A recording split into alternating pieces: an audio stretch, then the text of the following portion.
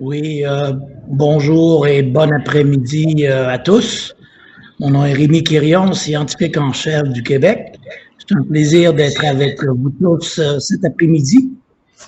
And this afternoon, it's a first at CFPC, the session in French, full session in French. But translation is also available. So you just have to click on the language icon on the menu bar, and we'll go from French to English. Donc, encore une fois, bienvenue. On va discuter beaucoup aujourd'hui, cet après-midi, de l'importance des gouvernements municipaux dans tout ce qui est données probantes, avis scientifiques aux élus et, bien sûr, dans un contexte post-COVID. On parle très souvent, on entend parler énormément du gouvernement fédéral, des gouvernements provinciaux, mais aussi très important, tout ce qui est fait dans la communauté, tout ce qui est fait près de nous, dans nos villes et dans nos villages. Donc, c'est le sujet de la discussion aujourd'hui et comment les chercheurs peuvent être plus présents au niveau municipal, aider nos élus et les fonctionnaires municipaux en termes de données probantes et de prendre des décisions peut-être davantage basées sur la science. On va avoir 4 présentations, 4 participants aujourd'hui. La mairesse de Montréal, Madame Valérie Plante.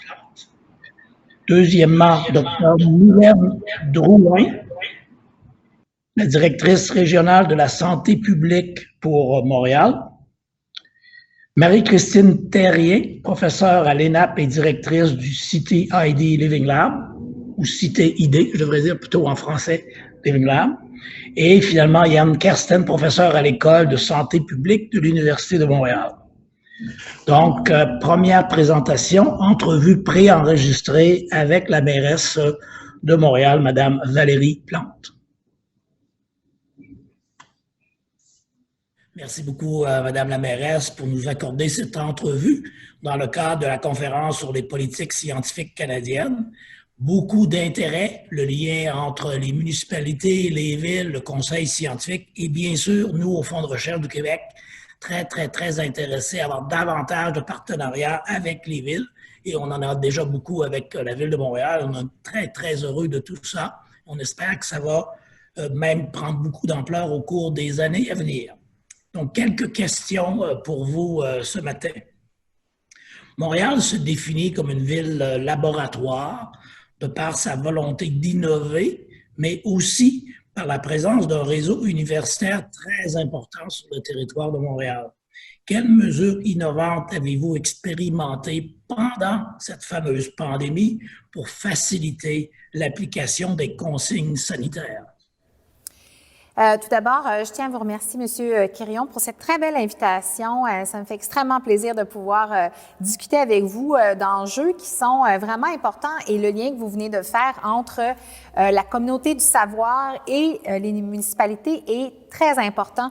Et je suis heureuse de savoir qu'il tend à se renforcer parce que si on veut innover, et les villes doivent innover, et là, ça va m'amener à répondre à votre question, parce qu'on est confronté à des défis toujours plus grands et qui, auparavant, n'étaient pas nécessairement du domaine des villes. Mais maintenant, je pense au changement climatique, je pense au mouvement de population en lien avec l'immigration ou encore même, encore une fois, avec les changements climatiques, l'habitation, l'itinérance, le transport.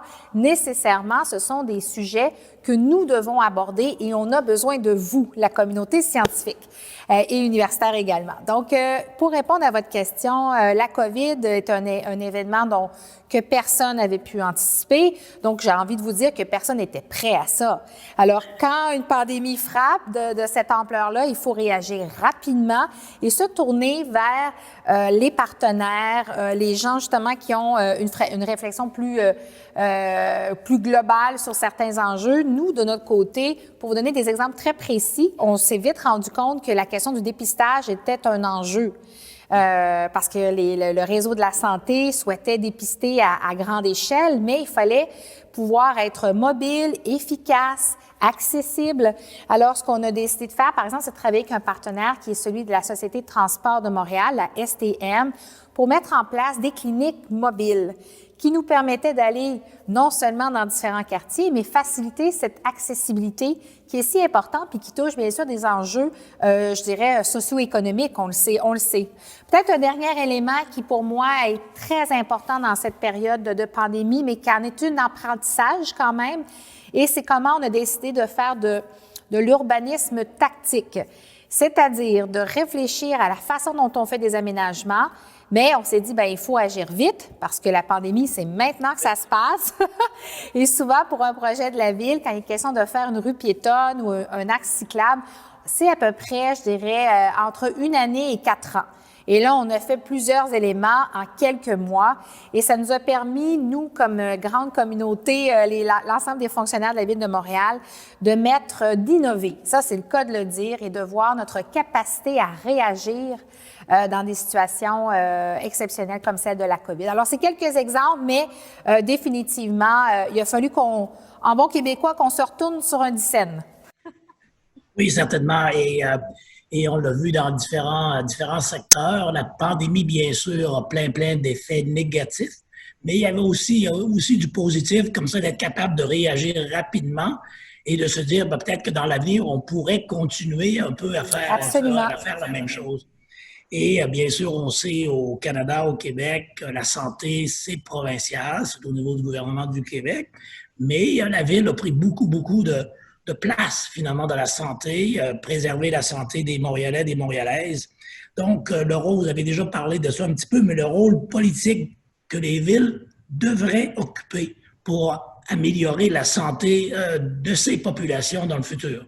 Mais vous savez, je trouve tellement votre question pertinente parce que, comme je disais, entre le rôle précédent ou le rôle traditionnel d'une ville qui est de ramasser la neige, ramasser les poubelles, s'occuper de l'asphalte, là, ça, c'est comme la base. Mais après ça, moi, je pense que les villes du 21e siècle doivent aller plus loin. La notion même de santé physique et mentale, pour moi, est au cœur de cette démarche ou ce qui m'anime, c'est-à-dire une ville où il y a des espaces de fraîcheur, des espaces verts. On l'a bien vu pendant la COVID à quel point les parcs à Montréal étaient chéris. Hein, les gens, c'était une façon un peu de s'évader. Donc, l'importance d'investir, par exemple, dans des parcs. Même chose pour tout ce qui touche la culture et le divertissement. On en voit qu'on en souffre beaucoup maintenant qu'on n'en a plus, mais la ville s'est beaucoup investie à mettre l'art ou de divertir, même pendant la pandémie et même de façon générale, de rendre l'art et la culture très accessibles. Puis j'ai envie de vous dire aussi que quand on passe à des aménagements cyclistes et pour les piétons, hein, il y a cette notion même de sécurité qui est fondamentale, bien sûr, la sécurité physique, on s'entend, mais j'ai envie de vous dire la sécurité mentale. Pour qu'une personne aînée dise, moi, je vais aller prendre ma petite marche aujourd'hui, puis je me sens en sécurité à faire le tour du bloc. Des parents qui vont dire, je me sens en sécurité que mes enfants marchent à l'école parce que c'est bon pour la santé, mais on se sent bien. Alors, les villes ont définitivement un rôle important à jouer dans ce grand enjeu de santé physique et mentale là, à tous les niveaux. Oui, merci beaucoup. Et souvent, de plus en plus, on réfère aussi au concept de santé durable, là, oui, qui inclut beaucoup de résilience aussi là-dedans, les aspects de santé physique, de santé mentale, et certainement que l'urbanisme d'une ville participe beaucoup à tout ça, là. Résilience économique de la ville de Montréal. Bien sûr, il y a encore de gros défis au centre-ville de Montréal, on le voit beaucoup. Comment mieux se préparer à de futures pandémies? Qu'est-ce qu'on peut avoir appris de la fin de la pandémie actuelle et la place de la recherche et de l'innovation dans cette réflexion? Une autre très bonne question parce que la pandémie est venue remettre en question un peu notre vision d'une métropole qui, en général, est axée sur la densité. C'est normal. Une grande ville, il y a du monde. Et souvent, on fait des tours, on fait des lieux d'espace de vie commun, ce qui s'éloigne, bien sûr, un peu du modèle plus de banlieue, maison unifamiliale. Et là, on se retrouve dans une situation où les gens ont besoin d'espace. La santé publique nous dit de prendre l'espace, d'avoir de l'espace entre nous. Alors, évidemment, je pense qu'il est encore tôt, mais on voit que déjà, pas juste la ville, mais bien sûr, plusieurs acteurs de la communauté scientifique ont réfléchi à quoi devrait ressembler une ville résiliente dans le futur. Est-ce qu'on doit réinventer les centres-villes? Est-ce qu'on doit les penser différemment au niveau même de la construction, de l'urbanisme, l'occupation de l'espace, hein, la façon dont on faisait les trottoirs ou qu'on partageait la voie publique? Est-ce que c'est toujours la bonne façon? Alors, que de questions pertinentes qui vont venir un peu modeler notre ville du futur. Puis pour moi, c'est évident que c'est pas, comme je disais, c'est pas la ville qui peut faire ça tout seul. Il faut avoir des chercheurs, des gens qui ont une expertise tant dans les sciences sociales que dans les sciences économiques et autres, les sciences pures, de pouvoir avoir cette réflexion critique. Oui, sur l'habitation, sur le transport. Très grosse question, hein? Comment on avance dans le transport et j'ai envie de vous dire comment est-ce qu'on continue notre lutte contre les changements climatiques dans une période où les gens ont envie d'avoir une maison, donc la question même d'étalement urbain, où on parle de transport collectif, mais les gens ont envie de se sentir en sécurité dans leur voiture. C'est d'une complexité en ce moment. Peut-être une dernière question. Montréal, bien sûr, est une ville qui rayonne à l'échelle internationale, très présente à l'international, la dimension culturelle, la dimension économique. Comment pourrait-on travailler ensemble à Montréal avec le milieu de la recherche pour nous démarquer avec un autre outil qu'on appelle la diplomatie scientifique? Oui, la diplomatie scientifique qui est tellement importante parce que souvent, pour nous, les villes, c'est une façon d'aller chercher non seulement des données, des datas, des perspectives, mais je vous dirais aussi même une certaine légitimité qui est vraiment importante.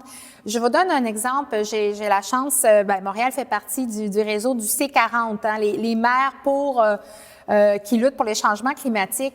Et une des choses qu'on a beaucoup entendues, que j'entends surtout de mes collègues au sud de la frontière, c'est l'importance d'avoir des réseaux qui ont des échanges avec des scientifiques, avec des gens qui ont une pensée critique pour venir appuyer les villes dans leur démarche. Parce que je le disais tout à l'heure, et pour moi, ça, c'est évident, sans la communauté scientifique, il y a des défis auxquels je fais face, comme société, nous faisons face, comme les changements climatiques, qu'on n'arrivera pas si je ne vous ai pas derrière moi pour m'aider à sensibiliser, faire connaître les enjeux et venir, d'une certaine façon, cautionner des choix qui vont être de plus en plus difficiles à faire.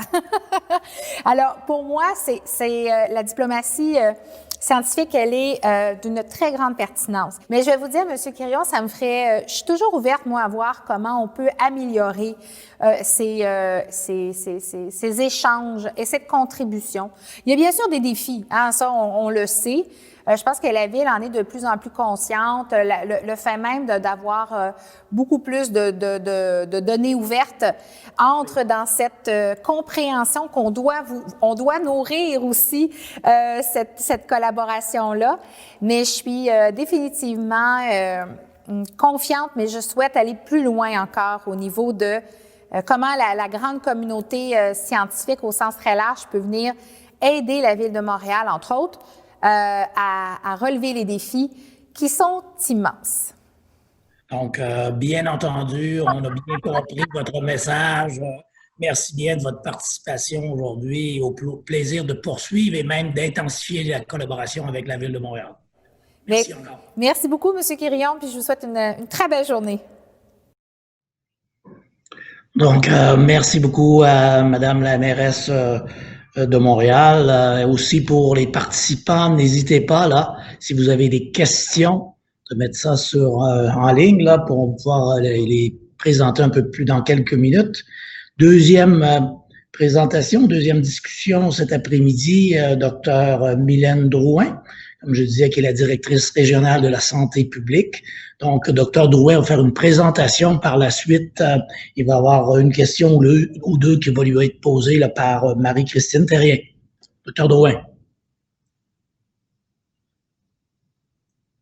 J'ai un support visuel parce que, évidemment, j'ai une équipe qui nous a accompagnés, puis ça nous a permis, évidemment, d'aller un petit peu plus loin dans notre réflexion en lien avec la pandémie, mais aussi pour ce qu'on apprend de la pandémie pour la suite de nos relations et de ce maillage-là entre la science, la santé publique et les villes. C'est sûr que nos liens avec les villes sont omniprésents là, depuis toujours en santé publique. Des fois, dans certaines grandes villes canadiennes, on le sait, la santé publique est à même les municipalités. Au Québec, c'est davantage, là, on est davantage ancré dans le système de soins, mais on le sait, pour agir sur les déterminants sociaux et les déterminants de la santé, les villes ont une grande partie des leviers et c'est un incontournable pour nous de travailler main dans la main. Oui, OK. Et la science, évidemment, est au cœur de l'ensemble de nos pratiques et de la réalisation de notre mandat de santé publique. Juste pour quelques mots là pour les gens qui sont peut-être pas familiers avec les mandats. Évidemment, c'est un mandat légal confié par le ministre qui vise à informer, surveiller l'état de santé, évidemment protéger la santé de la population face à des menaces comme celles qu'on vit actuellement, mener des programmes de prévention et promotion et toute l'expertise qui vient autour de celle-là et vraiment travailler en intersectorialité, donc mobiliser les leviers des autres secteurs de la société pour améliorer la santé de la population. Évidemment, étant dans une grande ville comme celle de Montréal avec beaucoup de milieux universitaires, ces maillages-là avec la recherche sont omniprésents depuis longtemps et déjà même, je regarde le prochain conférencier, M. Yann Kesten, qui est un des grands collaborateurs là, de notre équipe. Dans le contexte de la pandémie, évidemment, notre action s'est articulée surtout dans la deuxième vague, parce que la première vague, on l'a construit en même temps qu'on vivait la crise. Mais notre action se déroule autour de 4 axes. Le premier étant de coordonner la réponse pandémique avec l'ensemble des acteurs, dont les villes, un réseau de santé complexe et tous ces acteurs intersectoriels du milieu économique, scolaire, le milieu de travail. Le gros morceau, évidemment, de la réponse de la santé publique, c'est le contrôle de la transmission avec tout ce continuum d'intervention qui va, évidemment, de la vigie-surveillance avec tous les systèmes d'information nous permettant d'agir rapidement et promptement, le dépistage ou les tests, les enquêtes, l'isolement, le retraçage et l'isolement des contacts, évidemment, tout ce qui touche la prévention, gestion des éclosions et un jour, on aura la vaccination qui va nous amener lumière au bout du tunnel. Et deux axes d'intervention qui ne sont pas à sous-estimer dans le contexte de la pandémie, c'est vraiment tout ce qui touche la communication du risque et l'engagement de la population envers la réponse pandémique et tout ce qui concerne la mitigation des impacts collatéraux et toute l'exacerbation, les actions pour éviter l'exacerbation ou prévenir l'exacerbation des inégalités sociales de santé qui doivent faire partie de cette réponse-là. Mais souvent, évidemment, on le sait, dans le contexte d'urgence, on a souvent moins d'espace à y consacrer, malheureusement. Donc, nos partenariats avec la ville, comme je le disais tout à l'heure, existent et avec le milieu municipal depuis longtemps. Dans l'ensemble des déterminants qu'on travaille, que ce soit en lien avec les urgences, les menaces infectieuses ou environnementales, des dossiers comme le transport, le logement salubre et abordable, l'aménagement du territoire et la santé, et des dossiers qui touchent des clientèles particulières, que l'on parle de l'itinérance, la participation sociale des aînés, évidemment tout ce qui touche le développement des enfants et le soutien aux familles dans les quartiers. Ce sont des dossiers avec lesquels nous sommes déjà maillés avec la ville et pour lesquels on se doit de puiser dans les connaissances et dans le développement de nouvelles connaissances et dans nos sources de données pour être capable d'orienter nos décisions. Et comme le disait tout à l'heure la mairesse, l'enjeu de Montréal, évidemment, ou des grands centres urbains, c'est toute cette complexité complexité-là qui est notre tissu social particulier et notre environnement aussi physique ou bâti qui est particulier, qui nous amène à devoir explorer des questions et à se comparer avec d'autres centres urbains qui vivent des problématiques semblables pour adapter l'intervention de santé publique. Et je dirais que la pandémie a fait beaucoup ressortir, on s'est beaucoup maillé avec ce qu'on appelle le Urban Public Health Network, pour lesquels il y a aussi des maillages avec la recherche. Avec la ville de New York, parce que nos comparables sont souvent à l'extérieur du Québec. Et évidemment, la pandémie a aussi fait ressortir, moi j'ai découvert un Montréal tout autre que je ne connaissais pas, notre Montréal underground avec toutes ses facettes. Et clairement, face à cette découverte-là, il y a plein de questions de recherche qui ont été soulevées et qui vont nous amener à des développements pour influencer d'autres pratiques de santé publique et être beaucoup plus aguerris dans nos interventions dans un futur. Dans le contexte de la pandémie, plus spécifiquement, évidemment, qu'on a eu un rapprochement très certain avec le politique de la ville. J'avais des rencontres quotidiennes et là, presque plusieurs fois par semaine avec la mairesse. Évidemment, au niveau des communications à la population, c'était une alliance qui était certainement forte pour envoyer un message à la population d'une réponse coordonnée et concertée. Évidemment, on a un centre de coordination des mesures d'urgence qui est bien ancré avec la sécurité civile de la ville. Donc, on avait aussi ce lieu-là bien investi. On a évidemment travaillé avec les villes et les arrondissements, beaucoup dans le partage de données, de portraits, leur permettant évidemment d'aller plus loin dans l'adaptation de l'intervention locale. Et dans beaucoup d'arrondissements, il y a eu la mise en place qu'on appelait des cellules de crise locales qui ont eu à développer des plans d'action territoriaux et qui pouvaient et pour lesquels on avait dans le fond à développer une réponse pandémique très réactive à des enjeux particuliers. Et évidemment, on a eu plusieurs dossiers spécifiques, que ce soit la trajectoire itinérance, des appels aux aînés. On a parlé tout à l'heure du dépistage et des unités mobiles dans les quartiers. Donc, c'est des multiples projets d'intervention, mais clairement, derrière tous ces projets, il y a probablement des connaissances, des apprentissages, de la science et de l'évaluation qui pourraient s'y greffer. L'enjeu en temps de pandémie, c'est le temps et la capacité de faire ce maillage-là pour être capable de produire de la donnée qui nous aide rapidement à faire évoluer nos pratiques.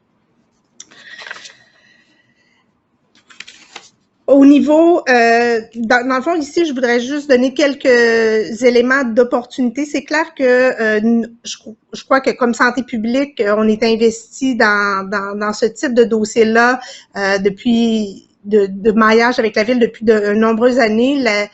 Nos avis, nos mémoires, tous les dossiers d'influence des politiques publiques sont habituellement basé sur les connaissances, la science, des évaluations qu'on fait sur le terrain qui nous permettent de documenter plus spécifiquement les problématiques dans le contexte montréalais. On a évidemment des professionnels avec des affiliations universitaires et des liens, je dirais, naturels avec plein de chercheurs.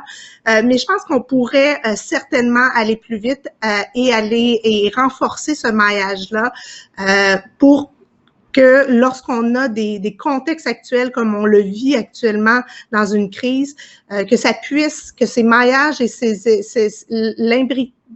l'imbrication de la science et de l'évaluation à l'intérieur de nos pratiques en mesure d'urgence puissent se faire beaucoup plus fluidement et de manière plus réactive. On peut parler évidemment, la chance qu'on a d'avoir maintenant un centre de recherche en santé publique qui s'allie à la direction régionale de la santé publique, donc qui va nous amener à forcer un rapprochement certainement plus forcé en étant déjà dans la même bâtisse et en travaillant main dans la main. Il y a probablement des opportunités de chaires de recherche sur les pratiques en santé publique, évidemment toute la partie de documenter l'expérience citoyenne en prévention. Et c'est clair que actuellement, ce qu'on génère comme données de terrain, c'est certainement une mine d'or d'opportunités pour mieux comprendre la réalité de la pandémie ou d'autres réalités sous-jacentes là autour des impacts collatéraux et des inégalités. Et je pense qu'il y a certainement des opportunités à mieux utiliser et mieux capitaliser sur ces sources de données uniques. Pour terminer, j'irai davantage avec deux éléments, donc dans les priorités de développement ou les zones dans lesquelles pour nous on souhaiterait investir davantage ou développer des liens avec la science, mais aussi avec les villes. C'est vraiment tout le volet, comme je le disais, là, de cette expertise de la réponse pandémique dans un contexte urbain, mais aussi pour faire face à la suite. On parlait tout à l'heure de résilience. On parle beaucoup actuellement de plan de rétablissement, comment on va aborder cela dans un contexte urbain, comment on voit venir les choses et qu'on s'assure d'être capable d'avoir les données pour être capable de suivre l'évolution des conséquences de cette pandémie-là au cours des prochains mois, voire années. Évidemment, ça l'a aussi amené à dévoiler tout le volet du déterminant, je dirais, économique de la santé, qui est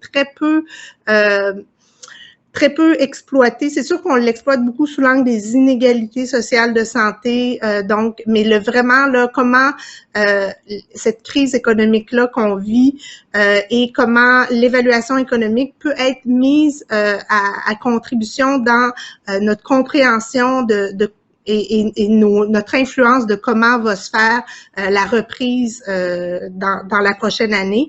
Et je dirais que ça a été pour nous une très grande révélation.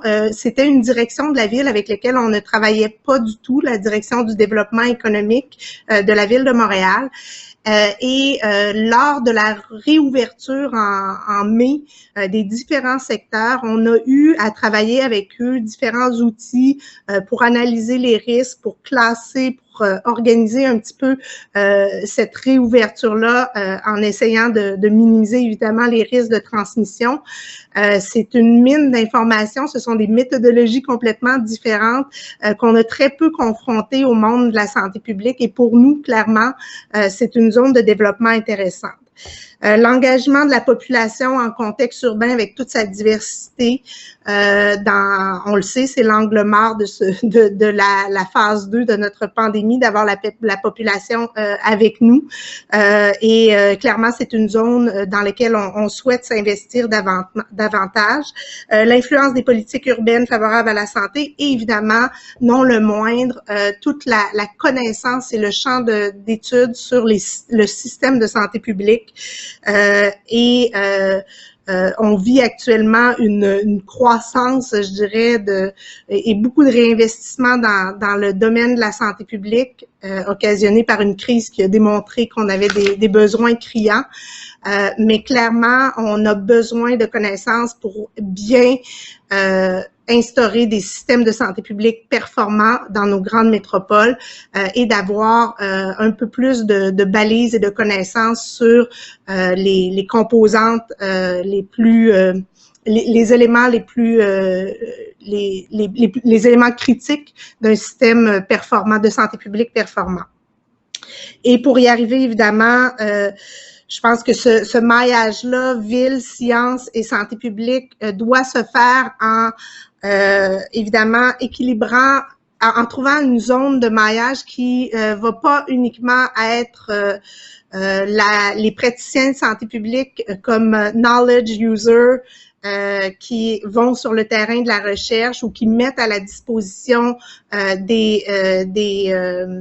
des milieux de recherche, mais vraiment qu'on ait aussi une capacité rapide, réactive à amener le monde de la recherche à travailler avec nous sur des enjeux prioritaires. Donc, toute cette idée de push and pull pour arriver à un équilibre, parce qu'un des enjeux qu'on a en contexte pandémique, mais je dirais même en dehors du contexte pandémique, c'est d'avoir comme organisation cette capacité-là et des mécanismes dans nos organisations pour faciliter ce maillage-là au quotidien et faire en sorte que ce soit pas juste que ça tienne pas juste à une ou deux personnes ou trois personnes qui font de la recherche dans le milieu, mais que ça soit vraiment imbriqué dans l'ADN de nos organisations. Donc ça, il faut le construire.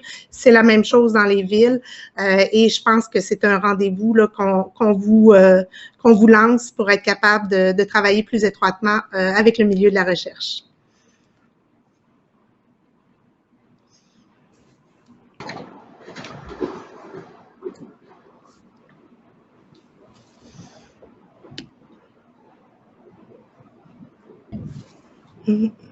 Attends pas.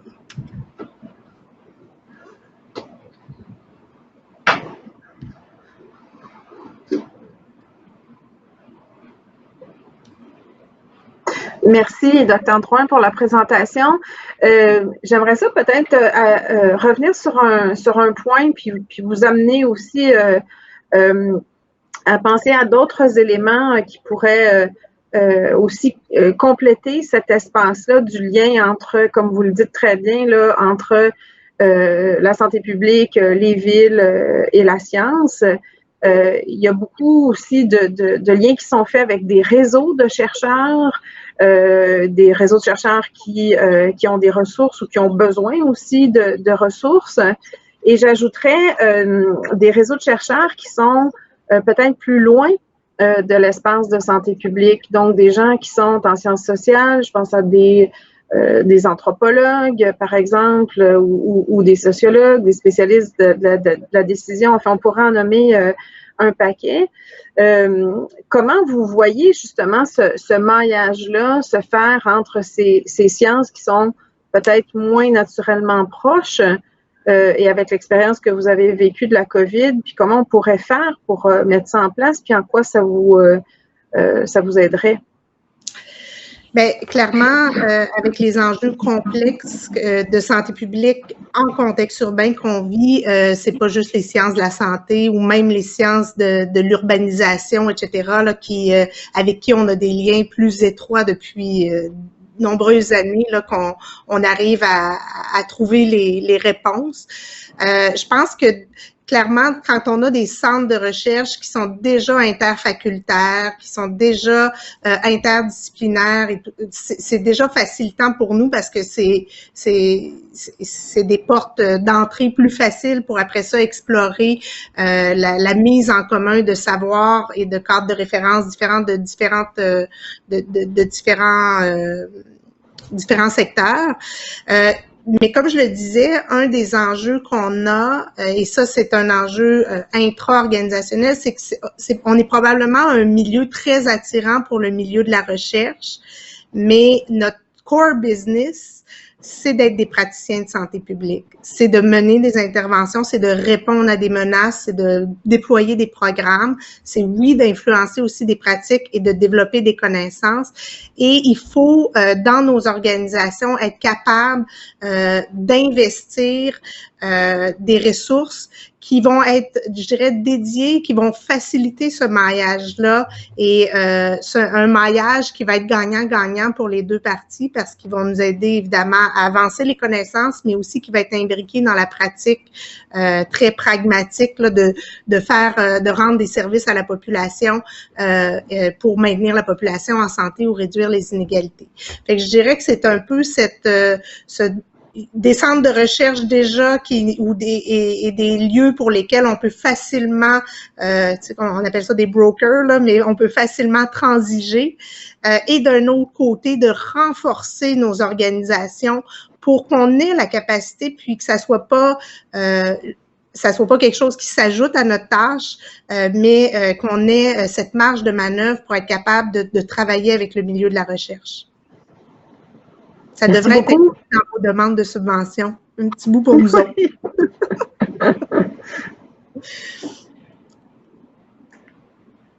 Donc, est-ce que ça va, Marie-Christine? Tu avais une autre question ou… C'est bon, je vous remercie. La parole est à vous. Parfait, parfait. Donc, maintenant, c'est toi une première présentation. Si j'ai bien compris, Marie-Christine, c'est toi maintenant qui… Absolument. Marie-Christine Terrien de l'ENA. Donc, merci, Dr. Kirian. Ce que je veux vous présenter aujourd'hui, en fait, c'est cet espace auquel on s'est intéressé plus particulièrement dans les derniers mois sur les liens qui existent entre donc la science et les politiques, mais plus particulièrement en milieu urbain. Parce qu'il y en a finalement pas tant que ça qui existent là. Donc, en fait, on s'est basé sur d'une part le fait que la crise avait révélé certains aspects de grande importance sur effectivement, tel que ça a été évoqué par la mairesse Plante, par Dr. Drouin, ce lien très fort entre les villes et la santé publique. Peut-être des liens qu'on avait oubliés, hein, qui existaient depuis quelques dizaines d'années. Les liens aussi avec les acteurs communautaires, l'accès rapide, très, très rapide aux données pour ajuster les décisions et créer une forme d'agilité. Le fait de reconnaître aussi que les villes, plus particulièrement, on est dans un espace qui est multiniveau et que, en fait, les villes cherchent très souvent, de par l'expérience vécue par la COVID, à mettre en place des transformations qui sont vraiment très pragmatiques, mais qui peuvent, à ce moment-là, aussi influencer les politiques dans l'avenir. Donc, on a regardé les spécificités plus particulièrement par une revue de littérature qu'on va vous présenter très rapidement et d'insister actuellement sur le fait que il y a un lien très particulier à faire entre sciences et politique dans le milieu urbain parce que d'une part, on sait que actuellement, c'est au-delà de 50% de la population qui habite dans des zones urbaines dans le monde, mais plus particulièrement, si on regarde au Canada, c'est bien au-delà de 80% qui vit en milieu urbain.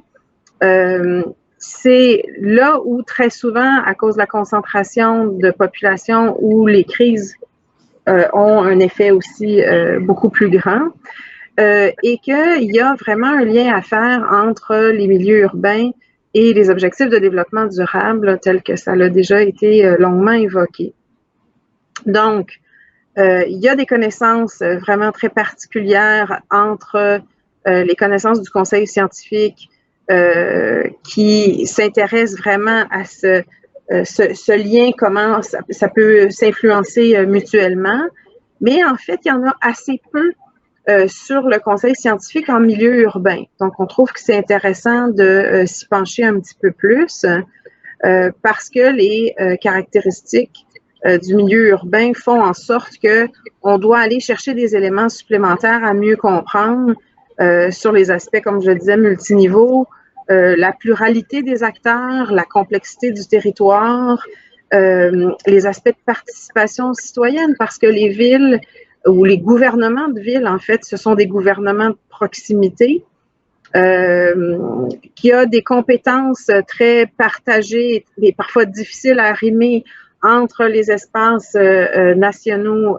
et municipaux et qui a vraiment une très grande vitesse de changement au niveau de ces éléments-là. Donc, ce que l'on a fait, c'est d'abord, et c'est ce que je vais vous présenter là, dans la revue de littérature, c'est s'intéresser aux facteurs limitants et ensuite je vais vous présenter les facteurs facilitants et on a essayé de voir quel pont existait entre sciences et politique urbaine. Donc, je ne vais pas tous vous les présenter, là, les facteurs limitants, on les a classés, si je peux m'exprimer ici, d'un côté, les facteurs limitants, pour les praticiens, puis les facteurs limitants pour les chercheurs, ce qui ressortait. Donc, si on regarde les facteurs limitants, plus particulièrement pour les praticiens, dans les manques et les besoins qui ressortent, en fait, on voit que cette recherche d'identifiants de solutions n'est pas toujours présente. Donc, on doit s'enligner sur ces aspects-là à développer. Les accès aux données, les bases de données scientifiques pour les praticiens ne sont pas nécessairement très lisibles. On a de la difficulté, ils ont de la difficulté à comprendre leur utilité. Dans les contraintes, il y a des contraintes de temps pour les praticiens, alors que les chercheurs souvent ont plus de temps pour faire les choses. Ce qui peut aussi être un autre facteur limitant et très contraignant, et on le voit très bien dans la COVID, c'est la présence d'incertitudes puis d'absence de consensus dans la recherche. Donc, quand il y a des oppositions, surtout au niveau public, entre des chercheurs, pour les praticiens, c'est pas aidant pour trouver une solution qui s'applique. Dans les facteurs limitants pour les chercheurs, on se retrouve, par exemple, à voir pour eux, des fois, une difficulté de compréhension des besoins des praticiens et que pour eux, pour les chercheurs, une des choses sur lesquelles on les évalue, c'est le fameux publish or perish. Mais travailler avec des praticiens n'est pas nécessairement toujours très bien reconnu actuellement comme des indicateurs de réussite de la recherche. Alors ça aussi, ça peut être plus compliqué pour les chercheurs. Il y a des bons côtés, par contre. Il y a des facteurs qui sont facilitants parce qu'il faut voir les choses aussi dans ce qu'elles permettent de faire. Donc, juste peut-être aussi pour noter que, on entend par praticien autant les acteurs, c'est-à-dire plus la partie administration publique, que les aspects plus politiques, mais je reviendrai sur cet aspect-là. Et donc, dans les facteurs facilitants pour les praticiens, le temps qui est passé avec les chercheurs, l'augmentation de l'interface de lieu d'échange est vraiment très, très aidant pour eux. Ils disent en fait mieux comprendre le langage, évidemment, et vice-versa. Quand ils ont accès, par exemple, aussi à des éléments qui leur donnent des données ou des résultats de recherche qui sont condensés, là, donc soit par des revues systématiques, les scoping reviews, les systematic reviews, des choses comme ça, là, les résumés de recherche, c'est effectivement aussi extrêmement utile, ne serait-ce que pour donner aussi un élan à cette recherche-là.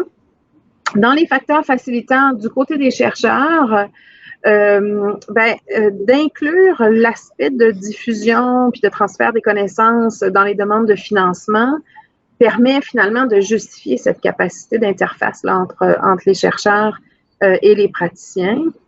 Et aussi, un autre point qu'on peut mentionner qui ressort, c'est d'avoir la connaissance des critères et des contraintes de la prise de décision. Parce que la prise de décision, on peut se l'imaginer, même évidemment hors COVID, même en temps, appelons ça normal, là, pour les décideurs, est souvent plus rapide que pour les chercheurs. Donc, s'ils connaissent d'avance, à ce moment-là, c'est un facteur qui va faciliter l'intégration ou le déroulement de la recherche ou de l'activité de recherche.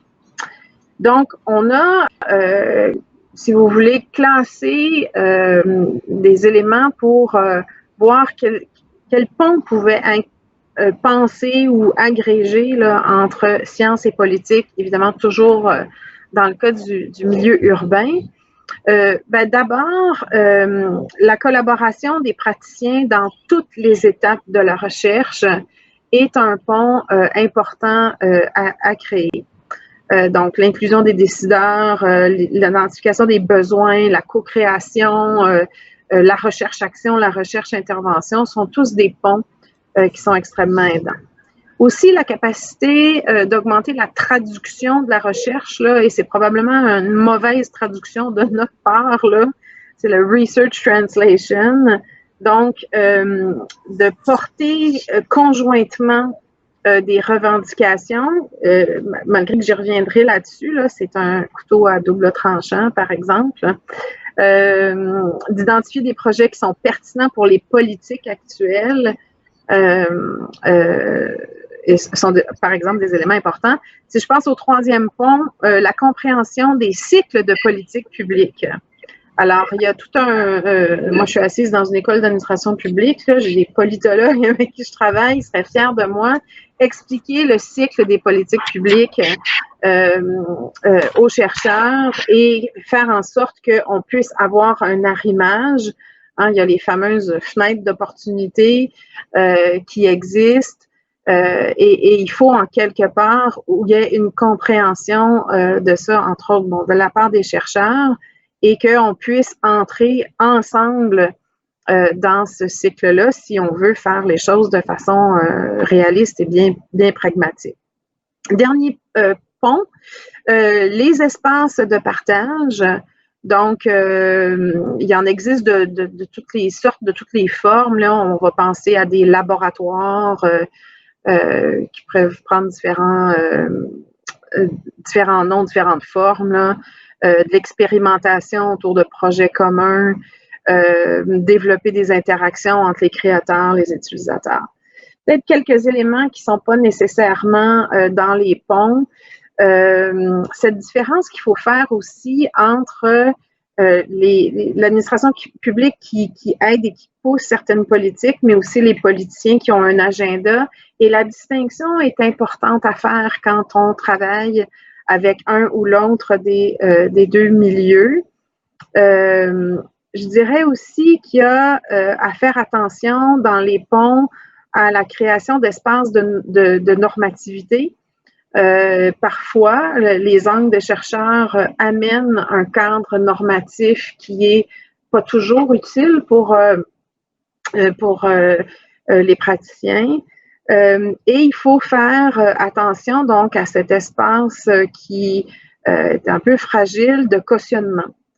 Donc, la neutralité, si on veut, avec un petit N, là, doit être importante à conserver pour le chercheur et en même temps, ben, s'arrimer sur le cycle des politiques publiques. Donc, c'est cet apprentissage aussi d'un équilibre qui devient important.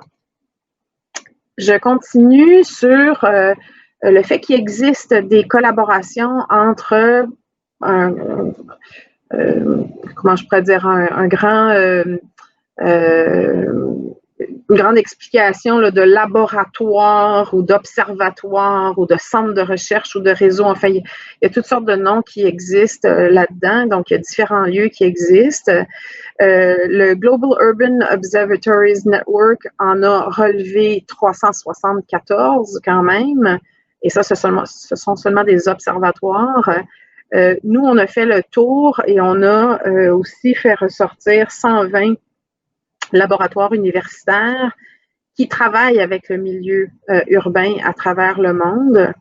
Et on a réussi à attraper quelques collègues dans ces fameux laboratoires-là pour leur poser quelques questions. Alors, je vous le dis tout de suite, c'est pas représentatif. On n'a pas eu suffisamment de gens qui ont répondu, mais c'est quand même intéressant sur la base de la petite douzaine là, qui nous ont répondu un peu partout, de voir que le point de vue des labos est très intéressant sur ce lien entre municipalité et collaboration avec les laboratoires. Donc, si on regarde dans les types de relations et d'échanges, là, il y a beaucoup le développement et l'intérêt pour le partage d'outils, le partage de méthodes. Je pense que vous le soulignez tout à l'heure, Dr. Drouin, que ces approches et ces méthodes-là sont importantes à échanger sur comment on voit les choses, comment on fait les choses. Dans les sujets de collaboration, ben, écoutez, il y en a vraiment de toutes les sortes. C'est vraiment multidisciplinaire. On en liste quelques-uns que nos collègues nous ont donnés. Et ensuite, l'utilisation des données par les villes. Vraiment, c'est le développement là, tout azimut en quantitatif, en qualitatif, et aussi la possibilité de travailler sur la transmission des données. Un dernier point sur cette collaboration entre laboratoire, ou avant-dernier point, je devrais dire, entre collaboration laboratoire et municipalité. C'est quoi les indices de satisfaction de cette collaboration-là? Évidemment, je vous présente toujours le point de vue des laboratoires, là, pas des villes. Ben, ils sont contents, en fait, les labos, de travailler avec les villes quand ils voient qu'il y a des transformations. Quand il y a une forme d'appropriation de certaines notions dans les deux sens, d'appropriation de données, de réutilisation, que finalement, on a dit au labo, ben vous nous avez été utiles. Dans les besoins qu'ils ont exprimés, donc quelques exemples, là, une meilleure capacité de partage de données. Hein, il y a beaucoup de difficultés, c'est pas juste au niveau municipal, d'accès aux données. C'est toujours très compliqué pour les chercheurs. Besoin aussi d'intégrer plus au niveau de leur plan de travail, par exemple, et d'avoir aussi des échanges sur les questions concrètes de collaboration. Donc, en fait, ce que les labos nous ont dit aussi, c'est qu'on ne se contente pas juste de faire de l'évaluation, ou encore de produire des séries de données. Ils peuvent vraiment être là pour soutenir en accompagnement et probablement que ça, c'est pas suffisamment su par les acteurs municipaux. Donc, un dernier point sur l'utilisation des données par les villes, puis le maillage entre sciences et politique. Je dirais qu'on peut mettre ça en deux catégories. Une qui est peut-être moins intégrée, donc d'exemples que l'on a vus, mais qui est très intéressante, c'est l'utilisation de données puis la prise en compte du savoir scientifique. Par exemple, à Montréal, pour le plan de gestion de matières résiduelles, c'est vraiment un arrimage sur l'utilisation des données qui a été une histoire de succès. L'utilisation de l'approche de traduction de la recherche qui a été fait dans différents exemples qui ont été relevés dans notre revue là, en Australie, aux États-Unis, à New York. Et ensuite, par exemple, l'utilisation de connaissances scientifiques dans les politiques de transport, plus particulièrement à Londres, à Stockholm et à Bogota.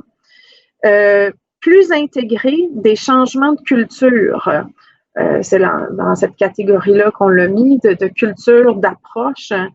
À Cape Town, un des exemples que l'on a qui est vraiment hyper intéressant à voir, des chercheurs qui travaillent pendant 3 ans au sein de la ville à mi-temps, pour la ville et à mi-temps en recherche,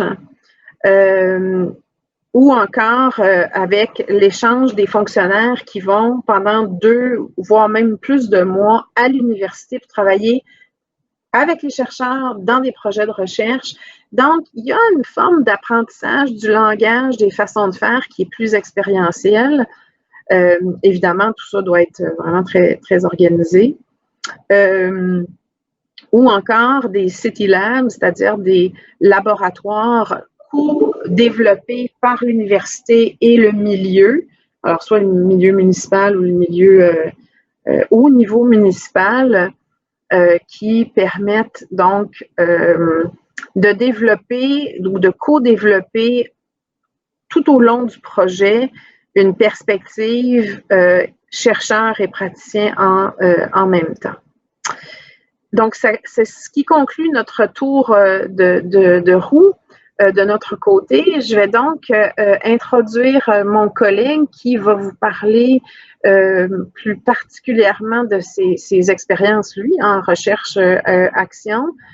Donc, cette perspective de chercheur en santé urbaine et présenter donc ses travaux qu'il mène en collaboration avec plusieurs municipalités canadiennes. Yann, la parole est à toi. Bonjour. Alors, merci bien de me passer le micro. Est-ce que vous m'entendez bien? Il y a un petit écho peut-être? Ça va? D'accord, très bien. Alors, il me fait plaisir d'être aujourd'hui avec vous ici. Rémi, vous vouliez peut-être ajouter quelque chose ou je crois que vous êtes à l'écran avec moi? Non, ça va, je pense qu'on avait changé le script un peu et Marie-Christine ne l'a pas respecté. Mais étant donné qu'on est en retard, on est aussi bien d'y aller directement là. D'accord, très bien. Alors, c'est parti. Alors, merci d'abord pour cette opportunité là d'échanger aujourd'hui à cette conférence. Ça me fait plaisir de partager un peu avec vous les travaux de recherche qu'on réalise dans notre laboratoire et surtout en partenariat assez fort avec la ville de Montréal et d'autres partenaires, dont la direction de santé publique et de nombreuses autres organisations là qui travaillent sur le territoire de la ville de Montréal. Alors, je commencerai peut-être par rappeler ce qu'on évoque des fois, c'est que notre code postal, en quelque sorte, est un bon indicateur de notre santé. Alors, c'est vrai au niveau individuel, mais c'est surtout vrai au niveau populationnel. Et si on dit que le code postal est un indicateur de la santé, c'est en partie parce que oui, les populations se distribuent spatialement et donc il y a des variations spatiales dans les caractéristiques populationnelles, mais surtout, dépendamment de où on vit, on a éventuellement accès à des ressources ou des conditions environnementales et des expositions qui vont varier. Et bien sûr, ces opportunités ou ces obstacles environnementaux, si on peut dire, vont contribuer au profil de santé des populations. Donc, c'est vraiment dans cette perspective-là que nos travaux s'organisent.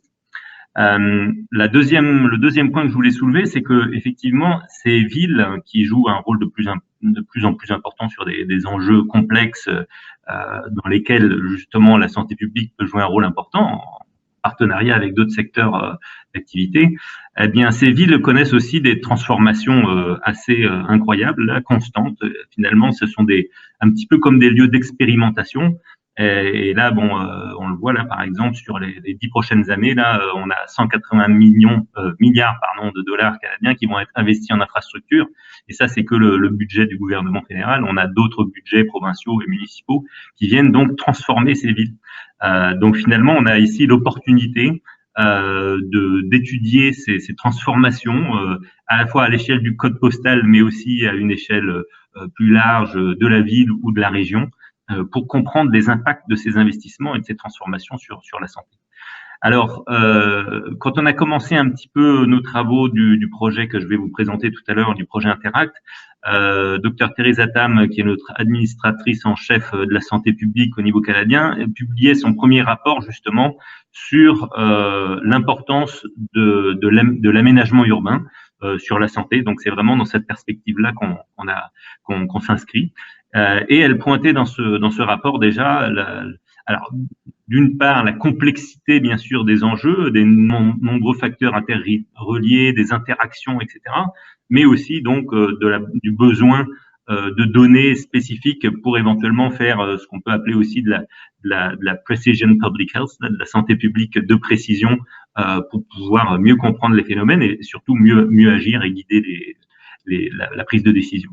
Alors, quelques années plus tard, on est effectivement en 2020 et vient de paraître le nouveau rapport de Dr Theresa Tam qui, bien sûr, porte sur les impacts de la Covid-19, mais surtout dans une approche d'équité en lien avec la résilience. Donc là encore, on est au cœur du phénomène urbain et des dynamiques municipales et des dynamiques urbaines pour comprendre que la Covid, en fait, est un peu un révélateur de ces inégalités, est un révélateur de ce que le code postal, pour revenir à ce que je mentionnais tout à l'heure, peut engendrer comme inégalité de santé.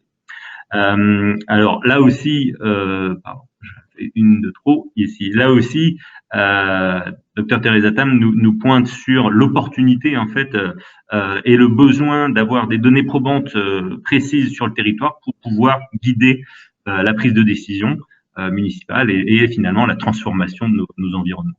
Alors, du coup, je vais vous parler un petit peu plus d'un projet de recherche qu'on a mis en place en soutien avec les IRSC et qui a débuté justement en 2017, qui s'appelle Interact et qui vise finalement à profiter de ces expérimentations urbaines, comme on peut les appeler, pour mieux comprendre leurs impacts sur la santé. Alors, en quelque sorte, on a comme un cadre de référence ici, un peu en 6 étapes qu'on peut visualiser comme ça. La première étape, c'est vraiment de mieux comprendre l'intervention. Donc, quand je parle d'intervention, je parle surtout d'intervention sur le cadre bâti urbain. Donc, qu'est-ce qui guide l'intervention? C'est quoi la vision commune des décideurs pour transformer le territoire? Ça, c'est un petit peu la première étape qui nous intéresse. Alors, bien sûr, par la suite, on veut pouvoir, dans une deuxième étape, mesurer et capturer ces transformations du territoire. Donc, on a toute une batterie d'outils, notamment de systèmes d'information géographique, pour mesurer ces changements à l'échelle urbaine. La troisième chose, c'est que on mesure les changements, il faut aussi mesurer comment les populations réagissent à ces changements. Donc, on a toute une batterie d'outils, notamment de questionnaires en ligne, etc. Je vais parler un petit peu plus loin des outils qu'on utilise pour capter finalement l'information au niveau populationnel sur la santé des citoyens, mais aussi sur leur perception, leurs habitudes de vie, leur mobilité, leurs réseaux sociaux, etc.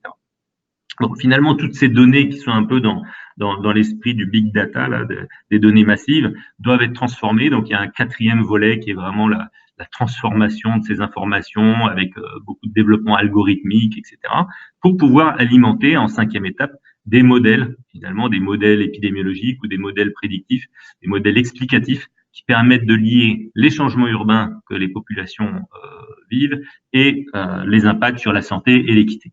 Et finalement, tout ça, ça alimente une sixième étape de transfert de connaissances et de soutien d'aide à la décision à travers des différents outils. Alors, je vais passer. Alors, peut-être je devrais préciser que ce projet-là, actuellement, il s'inscrit dans 4 villes canadiennes. Donc, on a 4 terrains d'études. À Victoria, où on étudie plus spécifiquement la mise en place d'un réseau cyclable. À Vancouver, où c'est le Arbutus Greenway, qui est un axe, une ancienne voie de chemin de fer là, qui a été requalifiée et qui est en développement. À Saskatoon, on s'intéresse à une autre infrastructure de transport qui est le Rapid Bus Transit. Et à Montréal, on a une vision un petit peu plus holistique de ces enjeux-là, puisqu'on on s'intéresse à toutes les interventions qui sont liées de près ou de loin au plan de développement durable des collectivités. Et puis là, on parle à la fois d'aménagements urbains qui peuvent favoriser le transport actif, on parle aussi de verdissement, on parle de placemaking, on parle de différentes choses qui sont d'intérêt ici.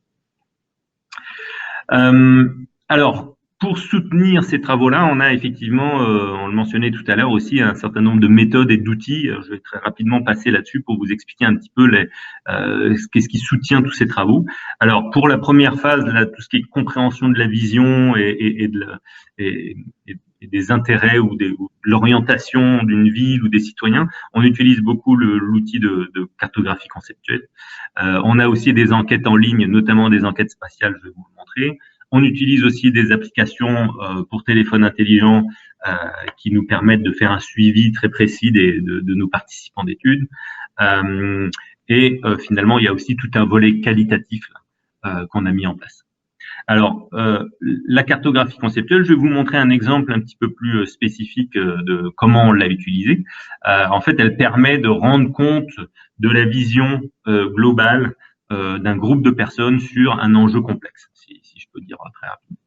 Je vais y revenir.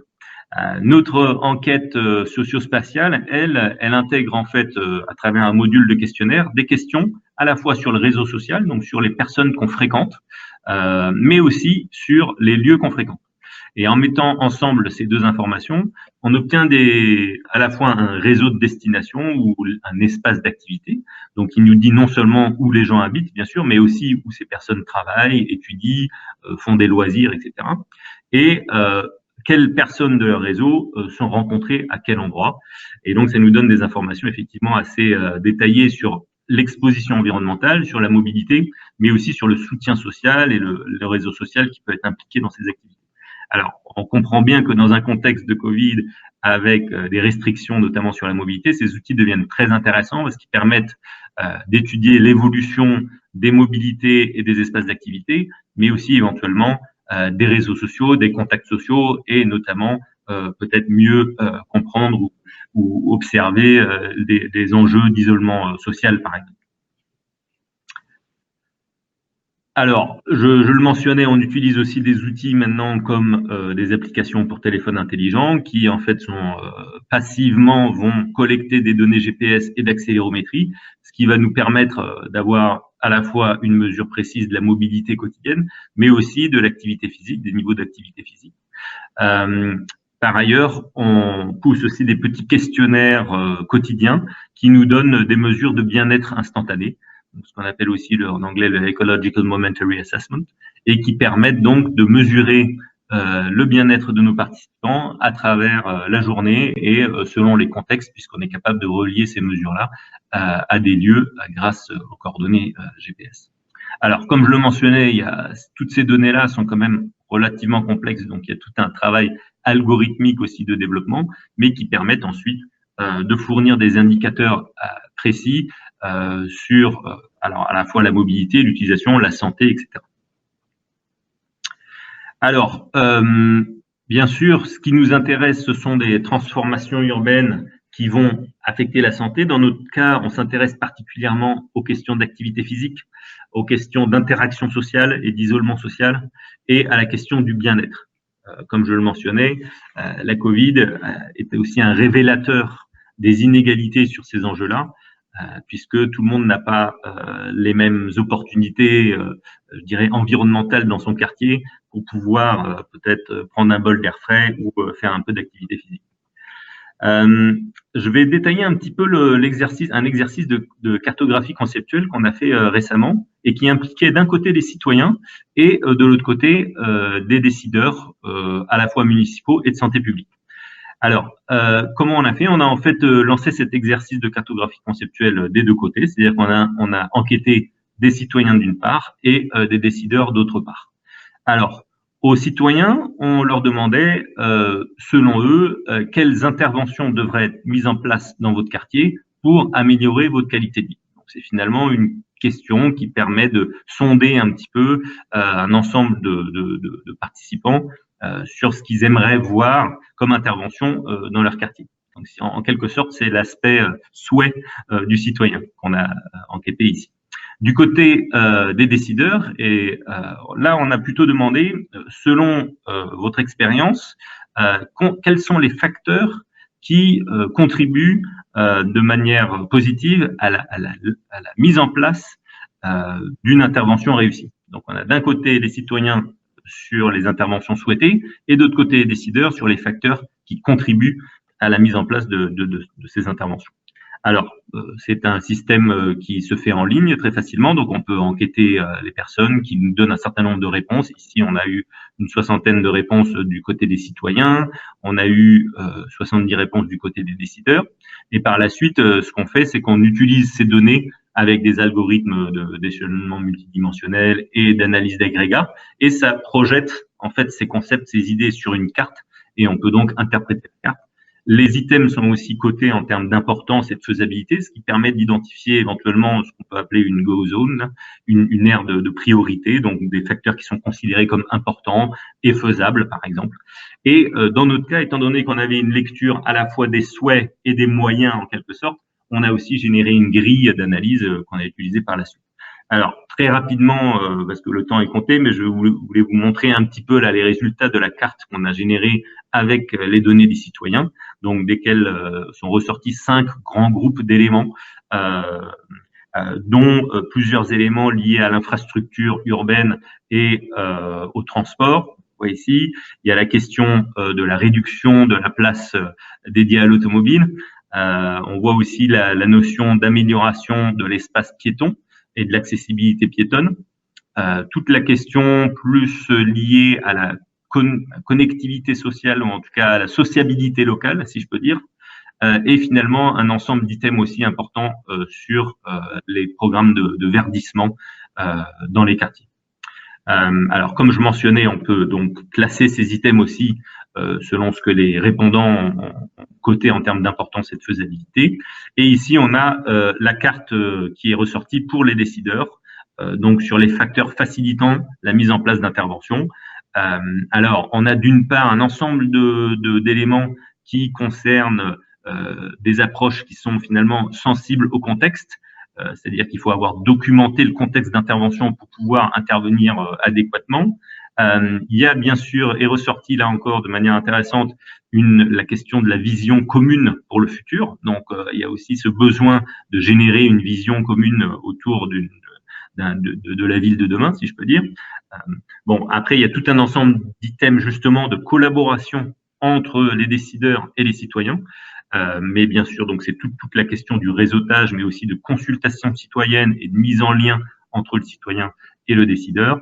Et puis, on a des éléments plus, je dirais, plus techniques d'évaluation de planification ou de cadres réglementaires et de financement qui sont aussi vus comme des facteurs importants pour des implémentations d'intervention réussies.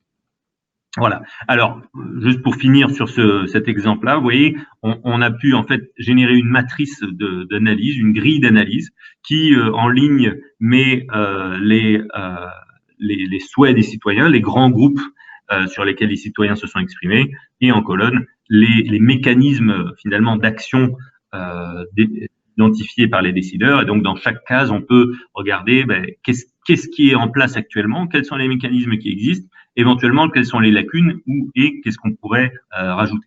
Donc ça, c'est un exemple finalement de soutien de la recherche à la fois à la compréhension de ce que les citoyens comprennent de leur quartier, mais aussi d'aide éventuellement à la décision pour les décideurs.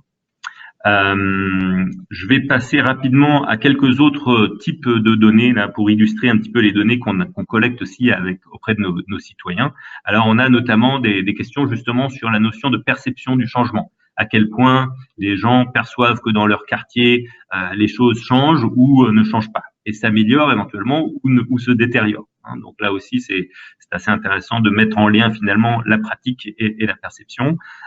On a même la capacité pour le répondant de tracer des petits polygones qui nous permettent d'identifier où les gens pensent qu'il y a eu des améliorations dans leur quartier ou encore où est-ce qu'ils identifient des lieux qui se sont détériorés.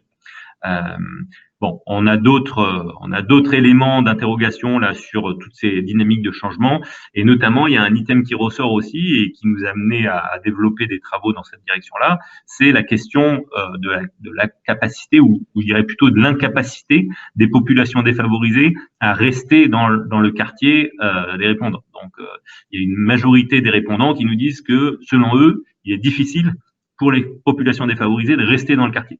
Donc, il y a bien sûr un petit peu cette tension entre investissement urbain, amélioration de l'infrastructure et phénomène potentiel de gentrification qui peut avoir un peu comme effet pervers d'augmenter, in fine, les inégalités sociales qu'on essaie de combattre. Alors, bon, il y a des notions aussi assez importantes ici en termes de sense of belonging, de sentiment d'appartenance au quartier. On a des questions notamment aussi actuellement qui sont intéressantes sur à quel point les voisins se parlent, par exemple, et c'est sûr qu'on observe des changements importants là dans un contexte de Covid. Et comme je le mentionnais, on pousse un petit peu cette question de gentrification. Donc, on est actuellement en collecte de données dans des quartiers qui sont, je dirais, défavorisés et où il y a des risques de gentrification pour essayer de mieux comprendre ces effets-là. Voilà. Alors, je dirais que tous ces travaux nous permettent de faire des choses très intéressantes en ayant mis en place des infrastructures pour être à l'écoute à la fois des citoyens et en même temps pouvant faire un certain monitorage des transformations urbaines.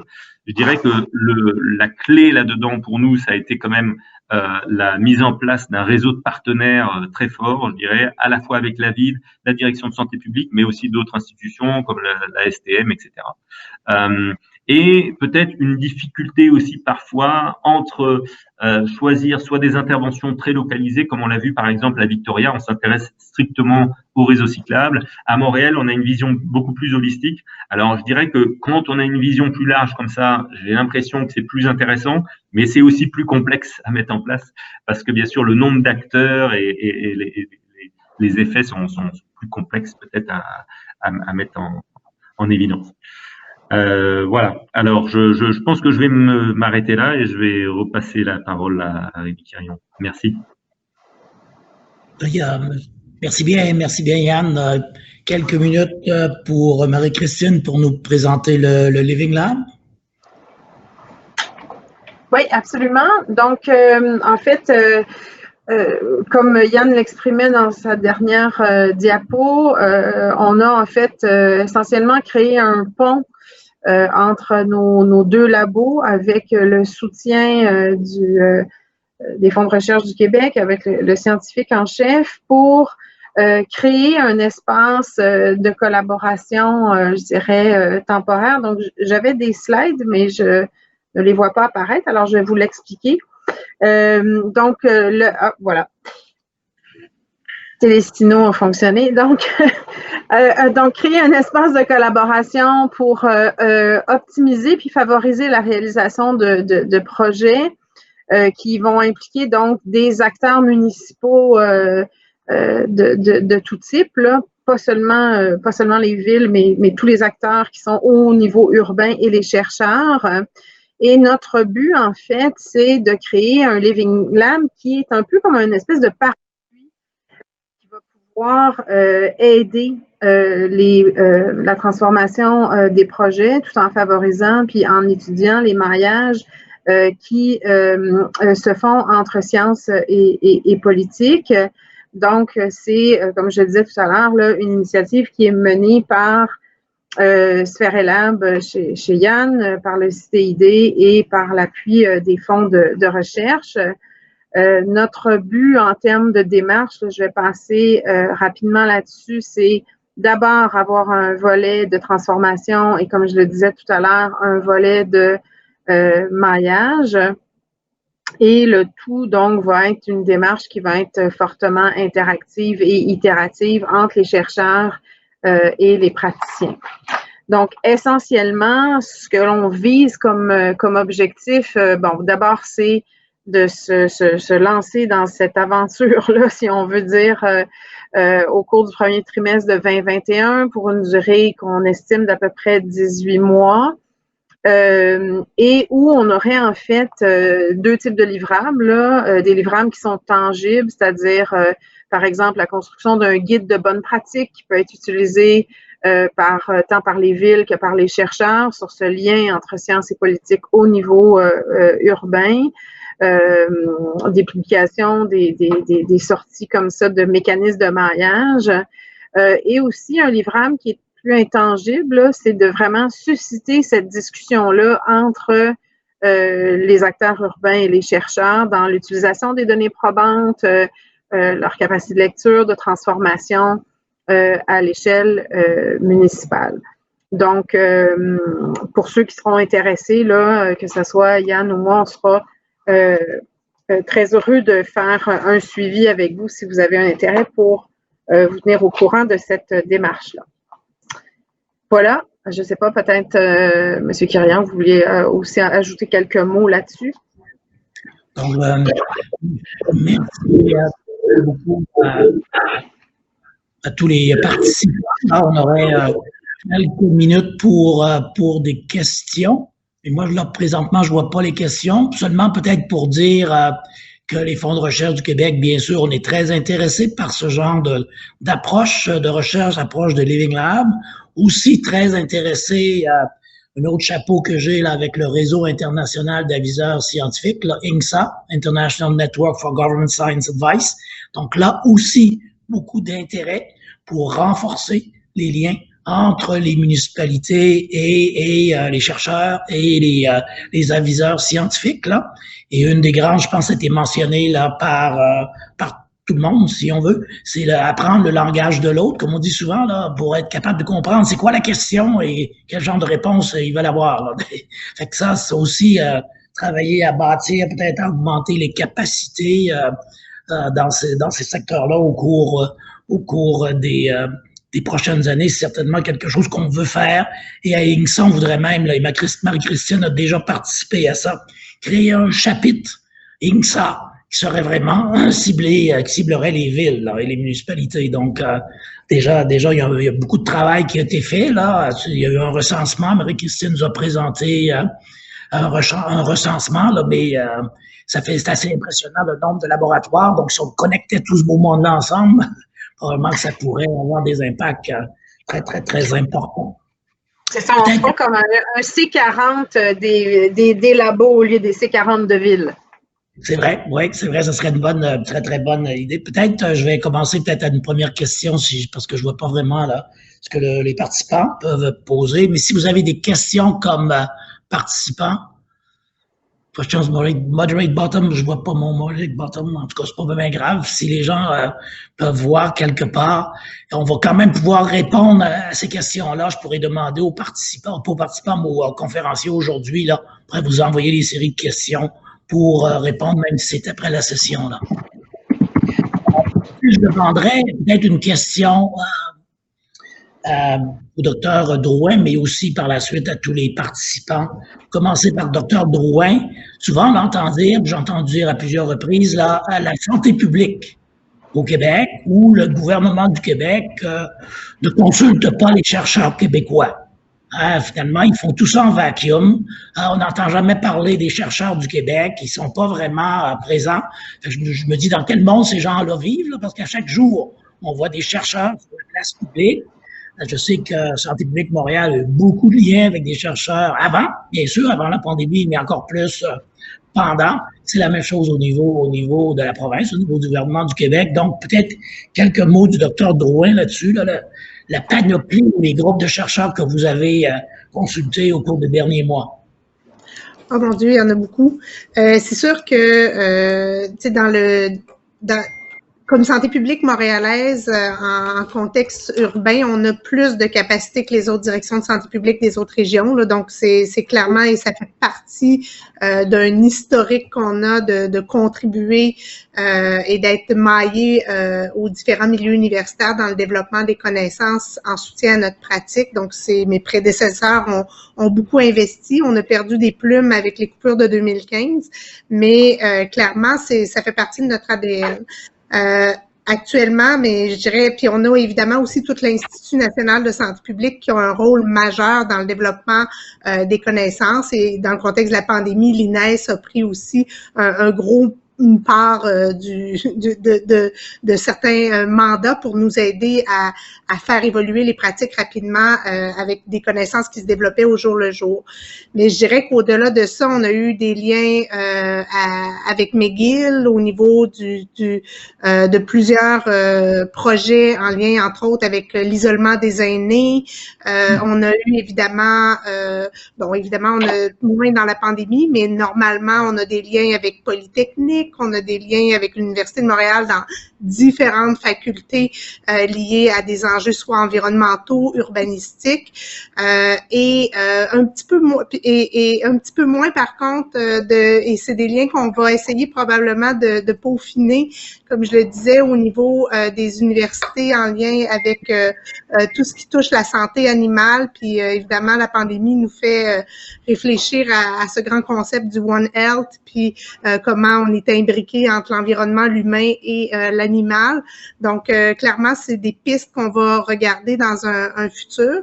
Puis, dans d'autres universités, on travaille beaucoup plus les sciences sociales, que ce soit là, tout ce qu'on a autour, évidemment, des dépendances et sexualité, etc. et tout ça. Donc, on a beaucoup de liens à ce niveau-là avec des centres de recherche. Puis, je peux pas passer sous silence nos propres centres de recherche qui sont imbriqués à l'intérieur de nos CIUS. Je parle juste de celui dans lequel je suis administrativement rattachée. On a quand même des centres de recherche en inégalité, en dépendance, réadapte, jeunes en difficulté. Donc, on a quand même aussi ce maillage-là. Donc, je dirais qu'on a beaucoup d'opportunités. L'idée, c'est de bien canaliser le tout sur des besoins concrets, utiles et qui peuvent nous aider à répondre là, aux grands enjeux de santé urbaine. Merci beaucoup. Peut-être question des participants. Comment garantir une présence systématique de la science dans la prise de décision municipale? Et j'ajouterais probablement au niveau de la province et au niveau du Canada. Parce que présence systématique. Qui veut parler, dire quelques mots là-dessus? Qu'est-ce que ça prendrait? Ça prendrait plus de Living Lab? Je pense, je peux me lancer. Je pense que dans ce qu'on a fait ressortir, les éléments de travail communs sont extrêmement importants. Ils peuvent prendre différentes formes, mais je pense que la compréhension du langage et des cycles de décision sont extrêmement importants. Donc, il faut, tout simplement, en fait, il faut un démarrage en quelque part et la création d'un habitus autour de ça qui se développe en quelque chose qui est, à mon avis, mutuellement bénéfique. Je pense que le message est passé. Je pense que le message est passé. Je pense qu'il y en a de plus en plus. Puis on a encore du chemin à faire. Il ne faut pas attendre d'avoir une pandémie. Il faut que ce soit vraiment, les liens soient déjà bien établis avant, puis ça facilite beaucoup les discussions. Oui. Peut-être qu'il y a une autre question aussi, le modèle Cape Town, avec des personnes qui vont pour de longues périodes. Là, est-ce qu'on peut penser à ça ici sur Montréal ou au Québec, d'avoir vraiment des stages de longue durée de chercheurs à la Ville de Montréal et même peut-être vice-versa, des fonctionnaires qui vont dans des laboratoires ou des instituts de santé publique pour mieux comprendre les défis de chacun? Peut-être Madame Dr Drouin? Ben, moi, je trouve ça très intéressant. Nous, on a souvent la chance d'accueillir des étudiants via certains de nos médecins ou professionnels qui font de la recherche. Mais je pense que d'envisager, par exemple, même moi, je pourrais envoyer des praticiens de santé publique pendant un certain temps avec des chercheurs et avec des praticiens de la ville. Souvent, on fait la blague, là, mais il y a certaines de mes directions de mes équipes, on a l'impression qu'ils appartiennent ou qu'ils sont sous une direction de la ville, là. Tellement que le maillage est proche, mais je pense que ça serait clairement une innovation intéressante à explorer sur des thématiques précises pour essayer aussi de dégager c'est quoi qui est gagnant dans ces pratiques. Donc, éventuellement, même des programmes, par exemple, des fonds de recherche là, pour des étudiants postdoctoraux qui voudraient... certainement explorer, puis on pourrait voir pour qu'il y ait des praticiens de santé publique aussi qui puissent s'y greffer. Yann, sur ça, toi, est-ce que tu veux ajouter quelque chose en commentaire? Oui, non, je pense qu'on va dans la bonne direction et il y a quand même une prise de conscience, je dirais, de plus en plus de cette nécessité de maillage. Il y a qui vient avec une prise de conscience du rôle en fait des villes, je dirais, dans tous ces mécanismes, notamment de santé. Donc c'est vrai qu'après c'est de mettre en place quand même les structures qui soutiennent ces liens-là. Donc, des ponts, ça peut être effectivement sous différentes formes, mais je pense qu'il faut que ça soit sous différentes formes parce que il n'y a pas juste une solution là, mais effectivement des living labs, des chaires, des infrastructures où ces maillages-là sont formalisés et viennent aussi avec un certain soutien financier pour permettre ces infrastructures de fonctionner correctement. C'est sûr que c'est l'autre partie du défi. Oui, peut-être aussi si on revient au titre de la session post-COVID, les leçons apprises de cette pandémie-là par rapport aux liens chercheurs, santé publique, ville. Je sais que le Dr Drouin parlait, par exemple, d'agilité, de rapidité, de pragmatisme. Des fois, ça peut être des défis là, pour nous, les chercheurs. Là. Qu'est-ce qui devrait être changé post-pandémie, là? Pour s'assurer qu'on a encore des liens encore plus forts avec, ça a été soulevé un peu par Marie-Christine et Yann, mais quand même, vous pouvez ajouter un peu sur ça? Bien, clairement, c'est un facteur qui peut être contraignant, mais si on a en place des modèles et des ressources à même nos organisations et que dans les structures de financement ou les orientations de recherche, on accepte cette agilité-là et des fois de sortir un peu du cadre habituel et que ces liens-là soient bâtis auparavant aussi. Parce que je pense que tout part beaucoup, mais on a quand même eu des belles histoires de succès sur certains projets de recherche qui sont pas des gros projets de recherche, mais pour lesquels on a décidé de réenquêter tous les travailleurs de la santé qui avaient été infectés à la première vague. C'est un projet qui s'est fait qui s'est signé en une semaine et qui s'est réalisé en 1 mois. Toutes les enquêtes étaient faites. Bon, le rapport est plus long à sortir, mais on a eu les résultats préliminaires pour être capable d'influencer notre plan d'action phase 2 puis d'être capable d'ajuster rapidement notre approche aux travailleurs de la santé. Mais je pense qu'il y a moyen de le faire. Il faut équiper les santé publiques et travailler ce maillage-là au préalable et mettre peut-être des fois de la souplesse dans certains contextes pour arriver à créer cette agilité-là. Et on a vu que ça pouvait se faire, là. C'est sûr qu'au niveau des conseils subventionnaires au fédéral, mais aussi au Québec aussi, là, on a fait les choses différemment et très, très agile. J'espère qu'on va regarder tout ça. Peut-être vu des chercheurs académiques là, comme Marie-Christine, Yann, votre message? Moi, le message que j'aurais, c'est de créer des ponts avant et des structures qui fonctionnent avant. Je parle peut-être même plus particulièrement en temps d'urgence, parce que quand ça se déclenche, c'est pas le temps de faire connaissance ou c'est plus difficile et fastidieux de faire connaissance. Puis, il y a certaines choses qui demeurent importantes pour les chercheurs, par exemple, d'avoir des formes, c'est un exemple parmi tant d'autres, mais d'avoir des formes de certificats éthiques préapprouvés. Il y a des fois où il y a des chercheurs qui pourraient travailler, mais qui ne peuvent pas le faire, sont bloqués. Puis l'autre chose aussi, c'est de trouver une habitude de fonctionner pour les chercheurs et les administrations publiques, par exemple municipales, en temps d'urgence, à dire, on va fonctionner avec vous rapidement pour être capable de soutenir votre action, votre décision. Merci bien. Yann, dernier mot, des commentaires? Le dernier mot, c'est toute une responsabilité. Mais non, mais c'est sûr qu'effectivement, le fait d'avoir des infrastructures en place, je pense que c'est essentiel. Après, je pense qu'il y a aussi des fois des thèmes ou des sujets qui sont plus porteurs que d'autres, on va dire. Et je pense qu'il faut pouvoir identifier là ces thèmes structurants qui sont peut-être à la priorité, par exemple, des villes et de s'accrocher aussi à ces thèmes-là. Nous, on a remarqué, par exemple, que quand on a commencé à travailler sur la question de gentrification, c'était une des priorités du service du développement social et ça a facilité aussi les maillages. Donc, je pense qu'il faut aussi être stratégique là et être à l'écoute les uns des autres, en fait. Donc, merci à tous. Merci à chacun des présentateurs, très, très apprécié. Je rappelle aux participants de remplir le sondage là d'évaluation de la session et on se revoit l'an prochain. Bonne fin de congrès et alors bonne fin de CSPC. Merci bien. Merci à tous. Au revoir.